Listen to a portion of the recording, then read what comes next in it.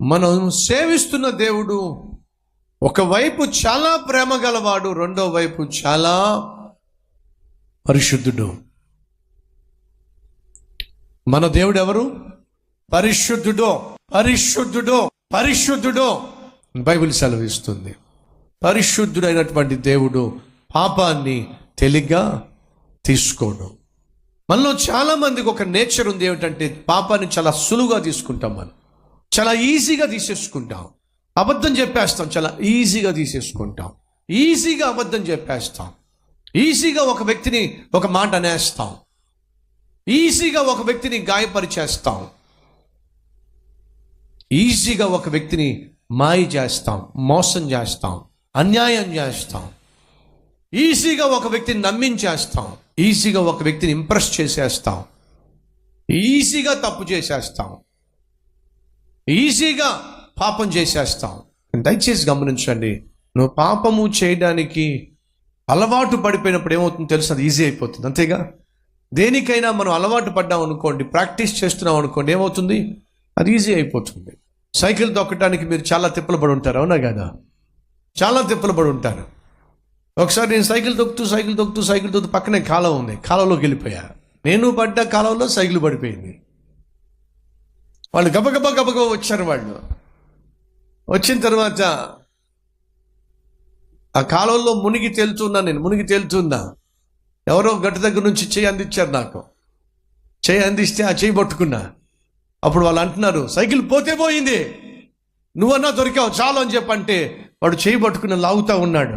నేను రెండో చేత్తో నా సైకిల్ తెచ్చుకుంటా ఉన్నాను. నేను ఎందుకని నేర్చుకుంటున్నాను. నేను ఒక చేయి పట్టుకుని పైకి లాగితే రెండో చేత్తో సైకిల్ పట్టుకొచ్చా పైకి. ఏంటి సైకిల్ పోలేదా? ఎక్కడ పోతే పట్టుకున్న దాన్ని. సో మనం సైకిల్ నేర్చుకోలేకపోయాం. సైకిల్ నేర్చుకోవడానికి ఎంత కష్టమైందో, ఎన్నిసార్లు పడ్డామో. ఎస్, కానీ ఆ తర్వాత సైకిల్ని అబ్బో ఏం తోలేవాళ్ళం కదండి. సో ఏదైతే మనకు కష్టంగా ఉంటుందో సహజంగా మనం పదే పదే చేస్తే అది ఈజీ అయిపోతుంది కదా. ఒప్పుకుంటారా లేదా? ఈరోజు నీకు పాపం చేయడం ఈజీ అయిపోయిందని కారణం తెలుసా? తను ప్రాక్టీస్ చేస్తున్నావు. That simple. Your practising sin. సులభంగా ఏదైనా తప్పు చేయగలుగుతున్నావంటే, సులభంగా ఏదైనా పాపం నువ్వు చేయగలుగుతున్నావంటే కారణం తెలుసా? అది నీకు ప్రాక్టీస్. కానీ ఫ్రెండ్స్, నిజమైన క్రైస్తవుడు సులభముగా పాపము చేయలేడు. ఎంతమంది ఒప్పుకుంటారు మీలో? నిజమైన క్రైస్తవుడు సులభంగా ఒక అబద్ధము చెప్పలేడు. నిజమైన క్రైస్తవుడు సులభంగా ఒక వ్యక్తిని మాటని గాయపరచడం అంత సులభం కాదు. నిజమైన క్రైస్తవుడు మాట తప్పడం అంత సులభం కాదు. నిజమైన క్రైస్తవుడు తన శరీరాన్ని అపవిత్రపరచుకోవడం అంత సులభం కాదు. నిజమైన క్రైస్తవుడు తన కళ్ళను అపవిత్రపరచుకోవడం అంత సులభం కాదు. ఒకరోజు ఒక వేటగాడు తనతో పాటు ఒక కుర్రవాడిని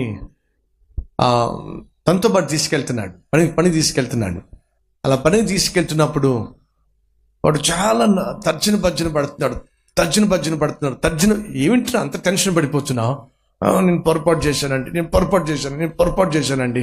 ఏమిట్రా నువ్వు చేసింది? మా అమ్మకి అబద్ధం చెప్పొచ్చానండి, అబద్ధం చెప్పిన దానికి నువ్వు అంత టెన్షన్ పడిపోతున్నావా? భలేవాళ్ళు అండి. నేను అసలు అబద్ధం చెప్పకూడదండి, నేను అబద్ధం చెప్పేవాడిని కాదండి. ఏమిట్రా నువ్వు మాట్లాడుతుంది? అబద్ధం చెప్పకూడదు అంటున్నావు, అబద్ధం చెప్పేవాడిని కాదంటున్నావు. ఏమిట్రా నీ సంగతి? నేను మా అమ్మకి అబద్ధం చెప్పానండి. అబద్ధం టెన్షన్ పడిపోతావు. ఒరే, పెళ్ళైనప్పటి నుంచి మా ఆవిడికి ప్రతిరోజు చెప్పేవే. చూసారా ఏమంటారు మా సహోదరులు?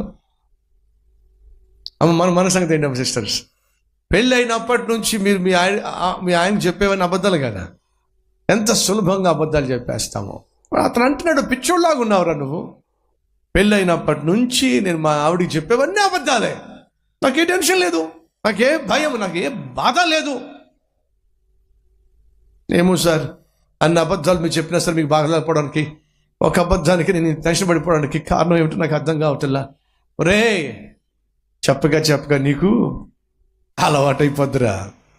లేదు సార్, అబద్ధాలు చెప్పడం అలవాటు పడమంటే సార్, అబద్ధాలు చెప్పకూడదు సార్. ఇప్పటికీ చెప్పిన ఒక అబద్ధానికి నాకు చాలా చాలా టెన్షన్గా ఉంది సార్, చాలా బాధగా ఉంది సార్, పెద్ద పొరపాటు చేశాను సార్ అని టెన్షన్ పడతా ఉంటే ఈ యజమాని ఏమో ఇది ఇంత టెన్షన్ పడుతున్నాడు అబద్ధం చెప్పిన దానికని చెప్పి చాలా నవ్వుకుంటూ ఉన్నాడు. సడన్గా కుర్రోడు అంటున్నాడు, అర్థమైంది సార్ అన్నాడు. ఏం అర్థమైంది నీకు?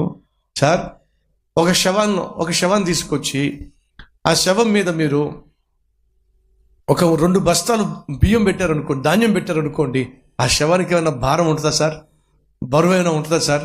అదేమైనా బాధపడుతుందా సార్? చచ్చిపోయిన శవానికి బాధ ఏమిట్రా? బస్తా బియ్యం కాదు, 2 బస్తాలు బియ్యం కాదు, లారీ మీద నుంచి వెళ్ళినేస్తే దానికి ఏం అనిపించదు. అందుకే సార్ మీకేం అనిపించట్లేదు అన్నాడు. ఏమిట్రా నీ ఉద్దేశం?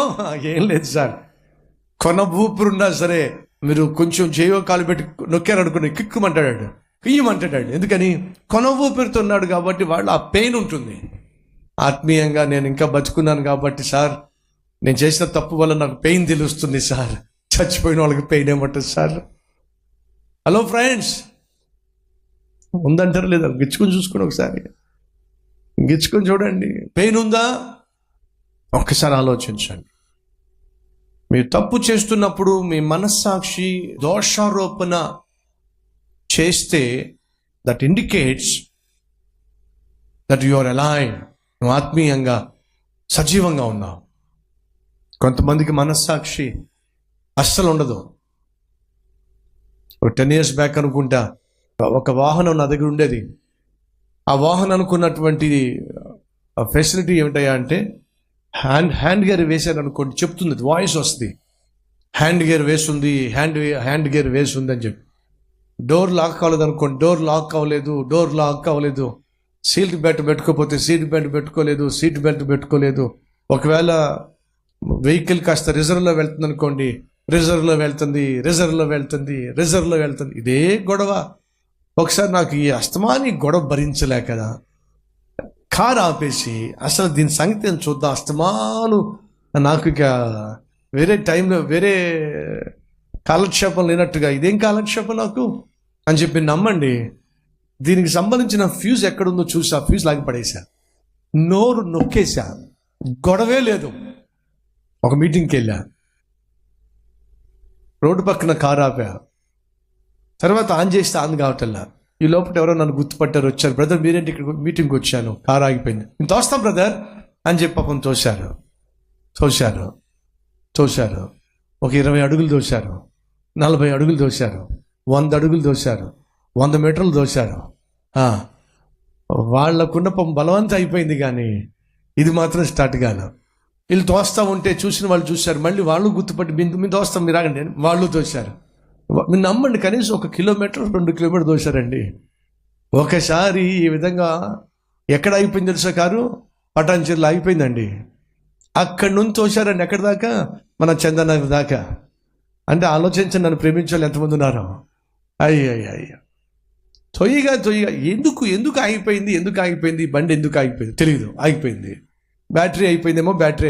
ఆఖరికి పెట్రోల్ బంక్ వస్తే ఆ పెట్రోల్ బంక్ దగ్గర తీసుకెళ్ళి కాస్త పెట్రోల్ కొట్టించి ఆన్ చేస్తే ఆన్ అయిపోయింది. అప్పుడు అర్థమైంది, దాన్ని నోరు మూసేసా కదా. దేని నోరు మూసేసా?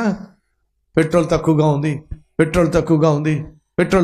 ఉంది అది చెప్తూ ఉండేది. నీ సంగతి ఇలా కాదని చెప్పి నోరు మూసేసింది. అలా నోరు మూయటం వల్ల ఇప్పుడేమైంది? బండి స్టార్ట్ కావట్లా. దేవుడు నీకు నాకు మనస్సాక్షినిచ్చింది మనం ప్రశాంతంగా జీవించాలని, అంతేగాని పాపం చేసి ప్రమాదాన్ని కొంచెచ్చుకోవాలని కాదు. సో నా ప్రశ్న ఏమిటంటే, ఈరోజు మనకు ఆ మనస్సాక్షి ఉందా లేదా? ఒకసారి ఆలోచించండి.